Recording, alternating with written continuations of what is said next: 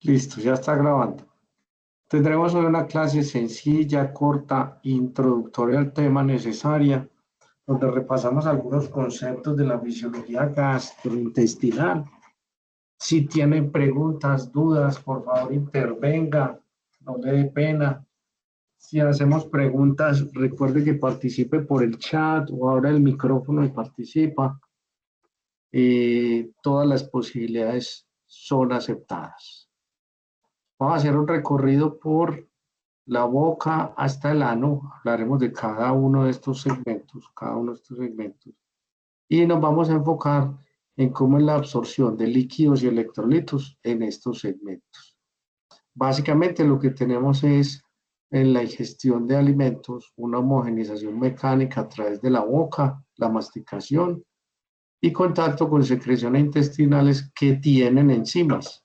Esas enzimas van a degradar o van a favorecer que se conviertan estas moléculas complejas hasta polímeros y finalmente monómeros. Es la unidad mínima que yo puedo absorber, mínima.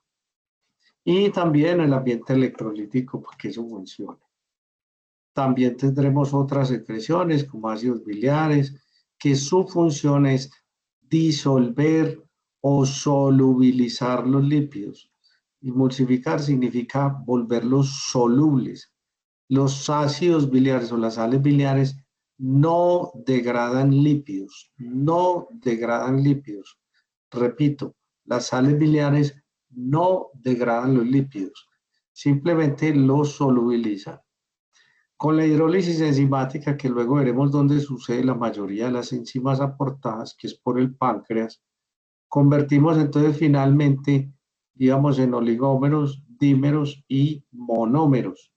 La unidad mínima que nosotros podemos absorber son 3 unidades. Todo lo que consumimos en la dieta se convierten en 3 unidades mínimas, que es con las que yo trabajo, funciono, produzco energía, fabrico proteínas, músculos, célula, todo eso en 3 unidades mínimas, que son a partir de la ingesta de proteínas,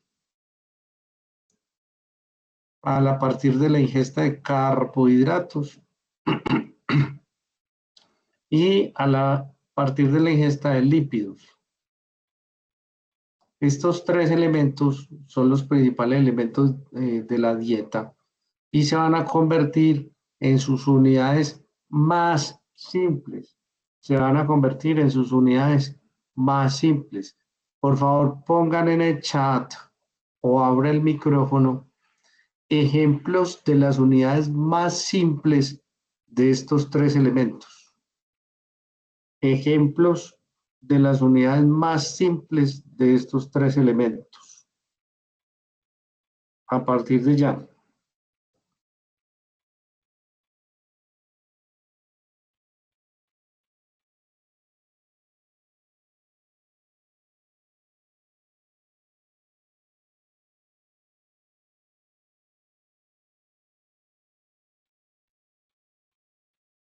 ¿Los escucho o los leo?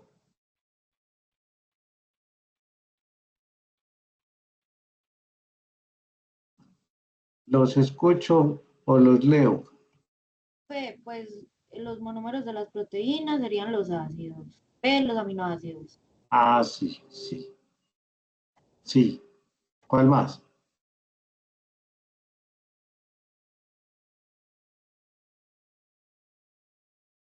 Pues del lípido, los ácidos grasos. Sí, señora. Y no recuerdo cuál era la otra. Carbohidratos. Profe, los carbohidratos, los monosacáridos. El de nosotros, el que nosotros usamos. ¿Cuál es el mono?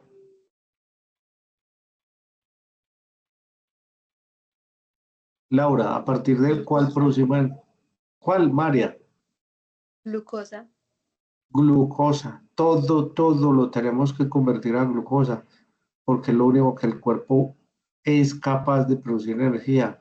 Aminoácidos para construir proteínas.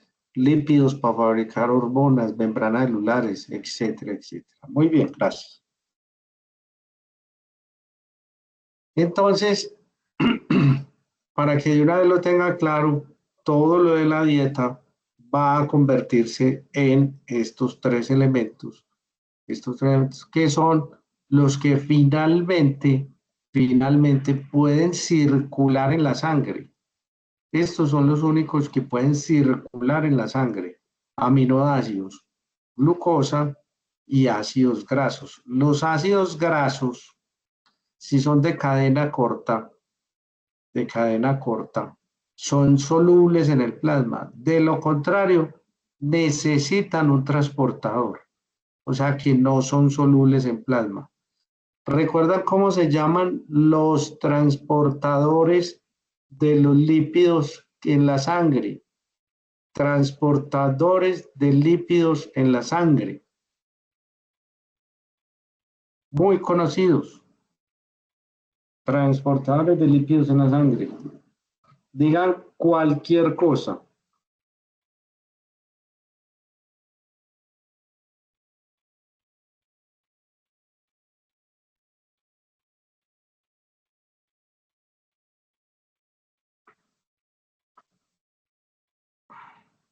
Recuerde que no puede haber pena. Nada de pena. Lipoproteína. Sí, señora. Lipoproteínas. Luego más adelante verá las diferentes lipoproteínas que se llaman VLDL, HDL, BV, low, very low density, todas esas las van a ver. Bueno, entonces vamos a hacer este recorrido por todas estas glándulas anexas y el transporte de agua va a ser mediado entonces con algo importante. Nosotros ingerimos aproximadamente de 1 a 2 litros de agua diarios en la dieta. Diarios, eso se calcula, pero ya lo vimos con los requerimientos diarios de agua. Esa agua usualmente viene por agua liberada que nos producen los alimentos, es una de las formas, o por agua libre. Y de secreciones endógenas tenemos entre 8.5 a 9 litros en los diferentes segmentos, puede existir, como ven ahí, diferentes volúmenes. 1500 salival. Esperen un segundo que voy a poner la tablet. ¿Dónde pongo la tablet? Izquierda. Un segundito, por favor.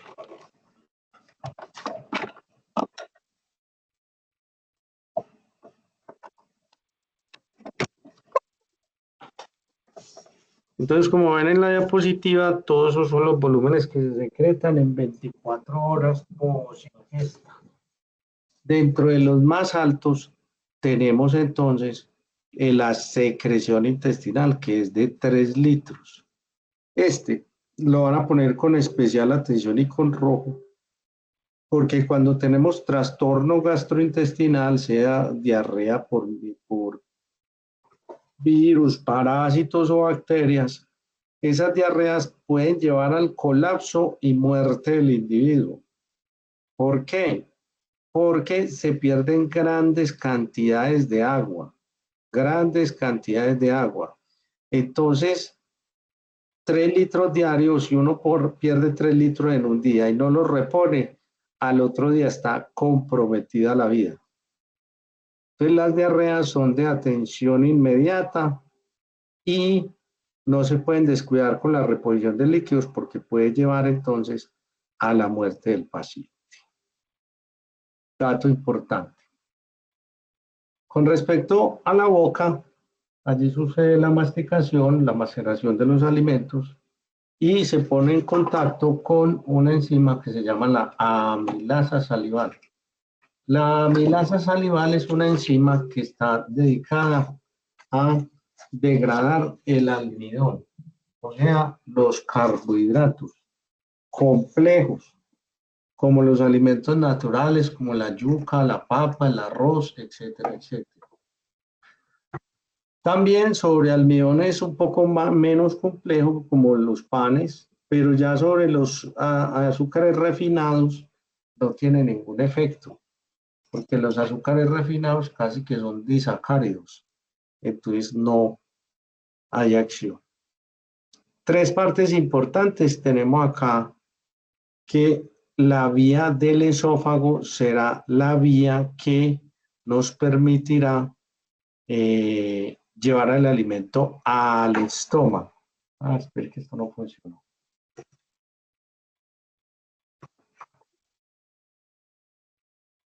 Esta vía se comparte con la vía aérea en una porción que se llama la orofaringe. Esa orofaringe tiene una vía compartida, es decir, aquí el aire entra a los pulmones o sigue hacia la vía del esófago. Entonces tenemos un esfínter que controla ese paso.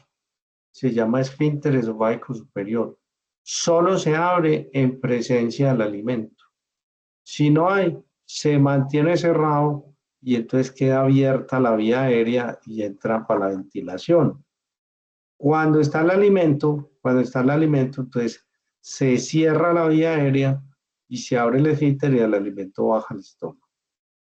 Aquí se encontrará con el esfínter esofágico inferior, corrigen acá por favor, inferior, que es el que impide el reflujo gastroesofágico, impide el reflujo gastroesofágico. Su función, mantenerse cerrado. La función de los esfínteres, la principal función de cualquier esfínter es mantenerse cerrado, no abrirse. Esa es la principal función de cualquier esfínter. ¿Por qué? Porque si se abre, entonces nos produce el reflujo. Profe, pero ¿permiten el paso de las sustancias? Sí, permiten el paso, pero su función es impedir que haya flujo retrógrado.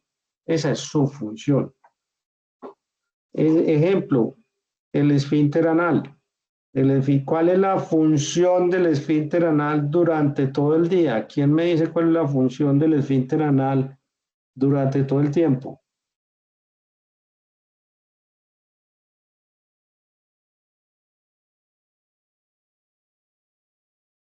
Función del esfínter anal. Daniela Portilla.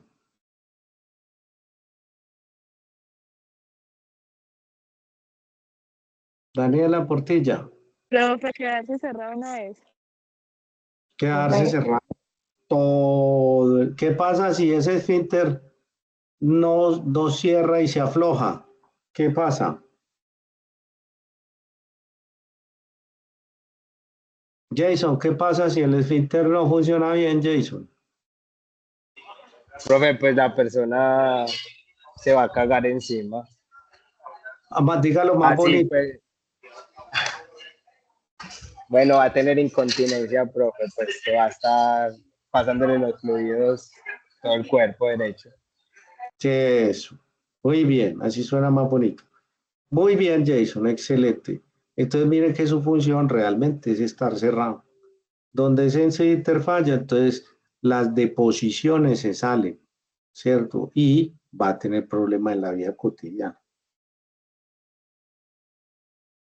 Luego pasa al estómago y en el estómago entonces es un órgano de recepción que tiene más o menos de 4 a 5 horas, dura su proceso de 4 a 5. El vaciamiento de este órgano se demora alrededor de 4 a 5 horas. Allí se mezcla con un pH muy ácido, es un pH de 1, es muy ácido. Su función es degradar el alimento por pH. Es importante, las preguntas de siempre, la buena masticación es importantísima. Entre mejor mastiquemos, más fácil se degradan las sustancias. Entonces es importante la masticación muy buena, tomar el tiempo. Y hay una desnaturalización entonces por pH y viene y actúa una enzima que se llama la pepsina. Esa enzima, pepsina, se debe producir en forma inactiva, en forma de pepsinógeno. De lo contrario, si la produzco de forma activa, degradaría la propia célula, porque la célula también tiene proteínas. Entonces, siempre la voy a producir en forma inactiva o en forma de simógeno. Simógeno significa precursor o inactivo. Simógenos son inactivos. Esas células que se producen ahí en estas células que conforman el estómago, están las oxíticas o parietales, que producen ácido clorhídrico y factor intrínseco. Tarea. Consultar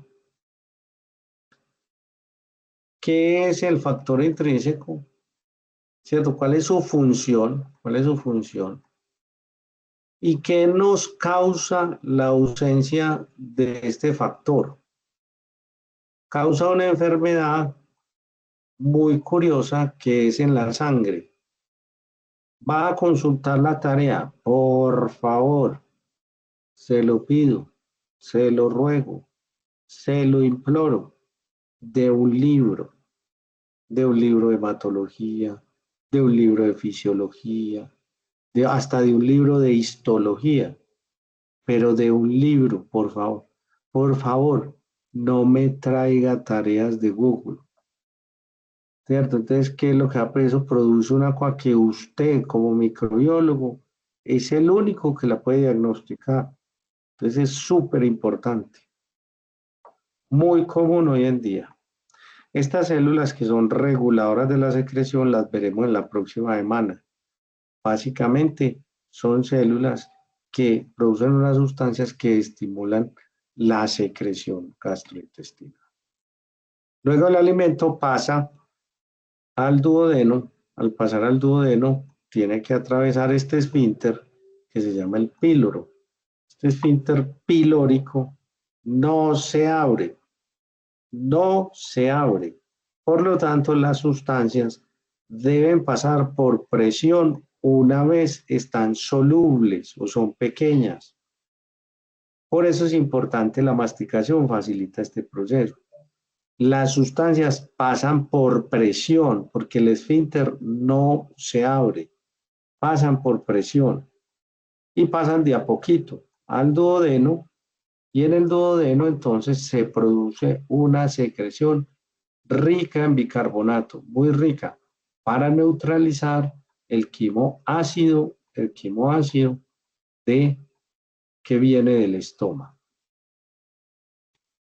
Allí se drenan dos contenidos. Esto viene del hígado. Aquí está el hígado. El hígado produce las sales o ácidos biliares.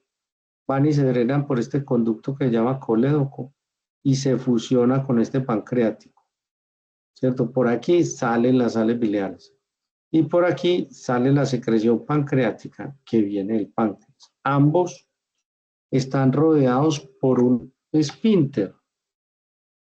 Ese esfínter se llama el esfínter de Odio. De nuevo, mire acá cómo se produce y sale por el colédoco, y el páncreas también produce y sale por este esfínter o por este conducto.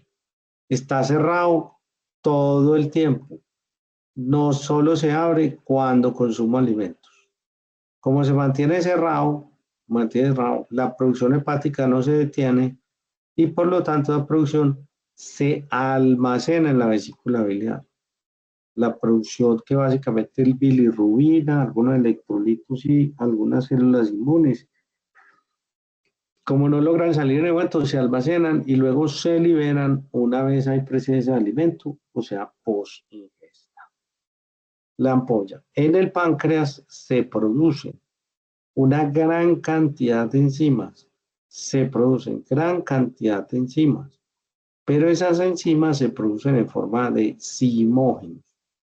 Lo habíamos explicado. ¿Por qué simógenos? Para evitar la degradación del propio órgano. Para evitar la degradación. Entonces solamente se van a activar en la luz intestinal. Solamente se activan en la luz intestinal. Y también secreta una poca cantidad de bicarbonato. Entonces hay enzimas proteolíticas, lipolíticas y amilolíticas.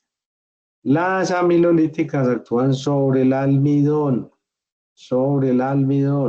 no la aminoácido. Ya vimos cómo se drena el conducto, lo expliqué en la diapositiva pasada. Sale por acá, se drena. Y ahí dijimos que sales biliares, que son las que van a emulsificar los lípidos, bicarbonato, bilirrubina, que la necesitamos para el desarrollo del caso clínico. Lo veremos más adelante. Luego va a pasar al intestino delgado y en el intestino delgado se mezcla ese alimento parcialmente degradado más las enzimas que van a terminar finalmente degradando todo el contenido. Este intestino aumenta su superficie mediante unas estructuras que se llaman pliegues, vellosidades y microvellosidades.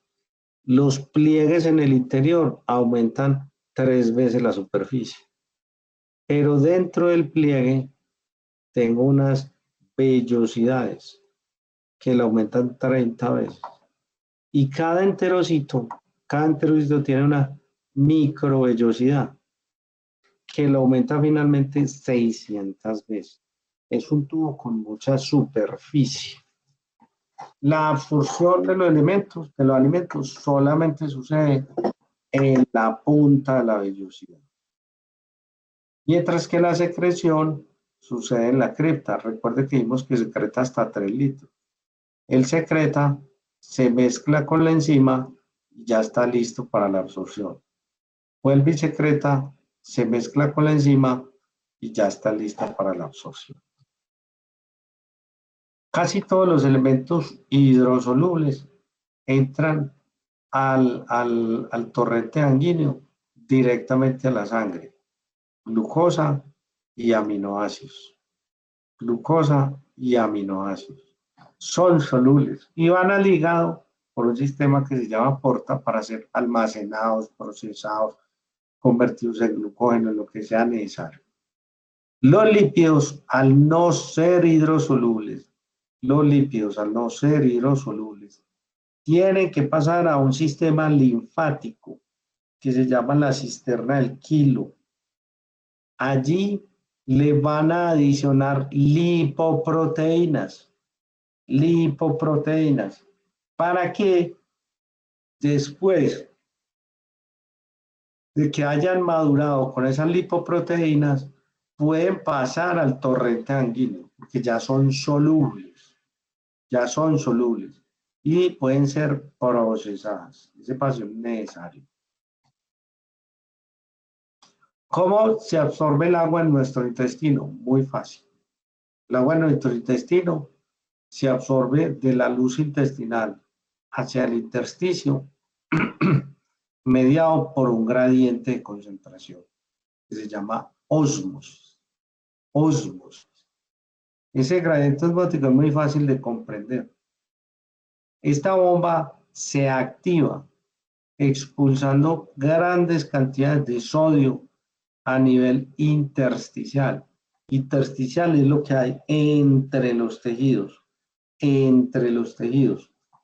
Entonces se forma un gradiente que inevitablemente va a atraer el agua de la luz intestinal. Por eso necesita mucha superficie y tiempo. Atrae el agua con ese gradiente osmótico y así puedo absorber el agua que entra a mi tubo digestivo. Una tercera parte también utilizará el gradiente. Pero en este caso, atraviesa la célula mediado por unos poros de agua que se llaman las aquaporinas. En este caso, aquaporinas tipo 1. Estas permiten el paso del agua y al pasar el agua jalado por el gradiente, pues reabsorbo más agua. Este es el fenómeno más claro y más común de la reabsorción de líquido y de agua en el intestino. Existen otros mecanismos más para absorber electrolitos, aminoácidos, etc. Pero el principal mecanismo está mediado por esta proteína que se llama la SGLT1, sodio glucosa transporte. La SGTL1 es capaz de introducir 2 sodios a la célula por una molécula de glucosa. Una, o en algunos casos galactosa. Lo media y lo entra.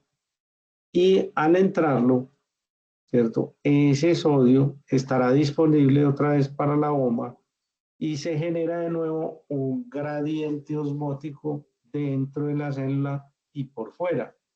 Entonces, el suero de rehidratación oral, o el suero o las soluciones que son realmente sueros, tienen sodio, agua y glucosa.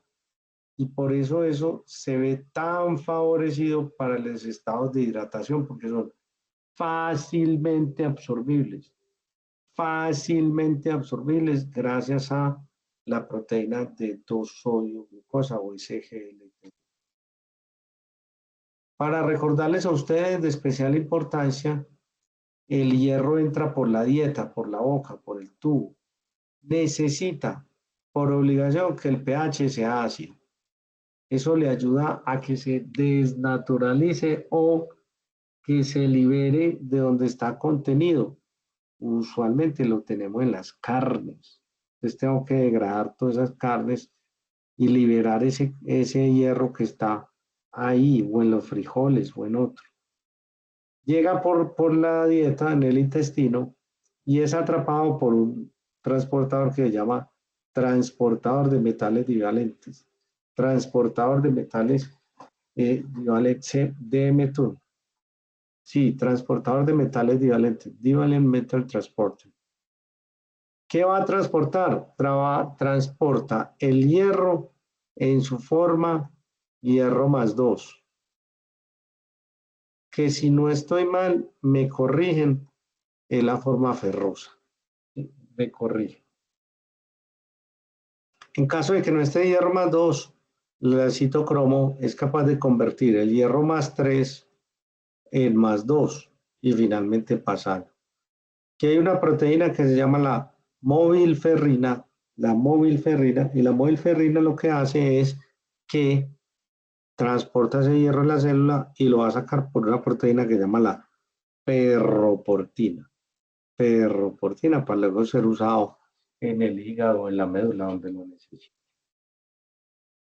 Finalmente llegamos al ileón. El ileón es la porción final del intestino delgado y allí sus funciones más importantes son la secreción de sales biliares, absorción de la vitamina B2, ¿cierto? Y le va dando ya final a ese periodo de la absorción intestinal.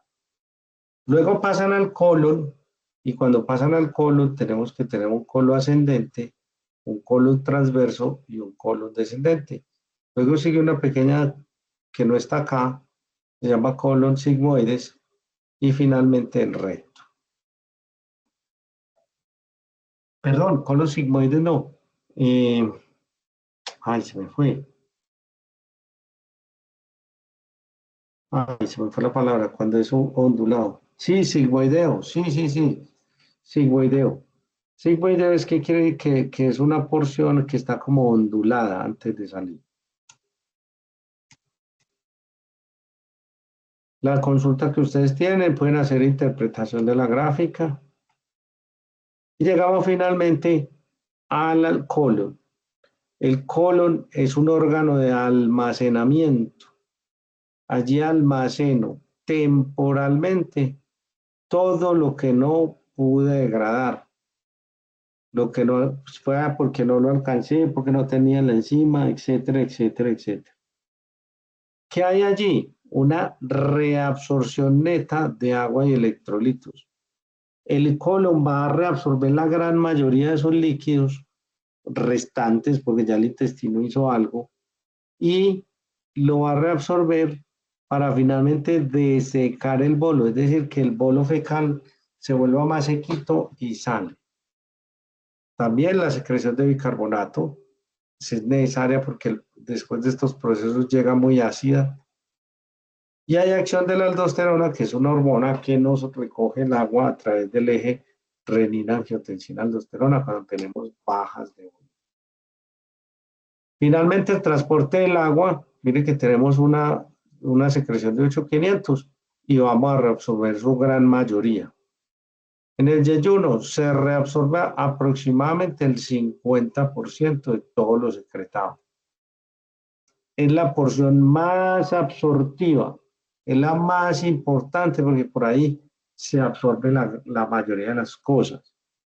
El ileón ya no es tan absortivo, se reabsorbe un 25%, mire que en el intestino delgado un 75% reabsorbe agua, y finalmente en el colon de 1000 a 1300 mililitros, que eso es más o menos unos 23% o 24%. No puede ser el 100, porque si yo reabsorbo el 100, entonces eso ¿qué? Queda en polvo y yo no hago heces en polvo. Entonces tiene que ir hidratado. Las deposiciones normales son aproximadamente con volúmenes de 50 a 200 mililitros.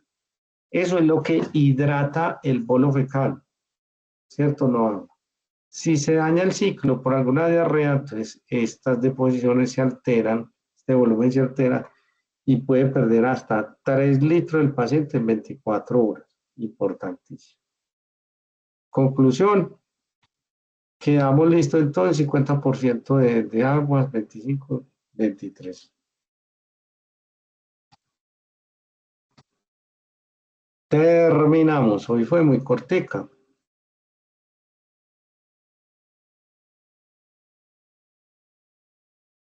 ¿Dudas? ¿Preguntas?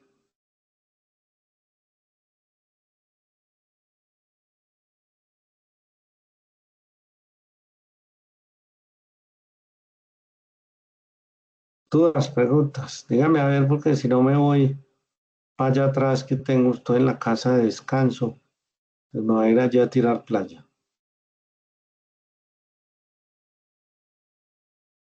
Si no hay dudas, si no hay preguntas, entonces terminamos.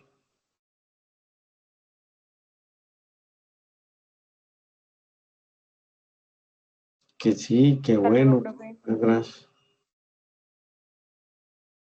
Terminamos Bueno, entonces. profe, gracias. Chao. Que estén bien. Adiós.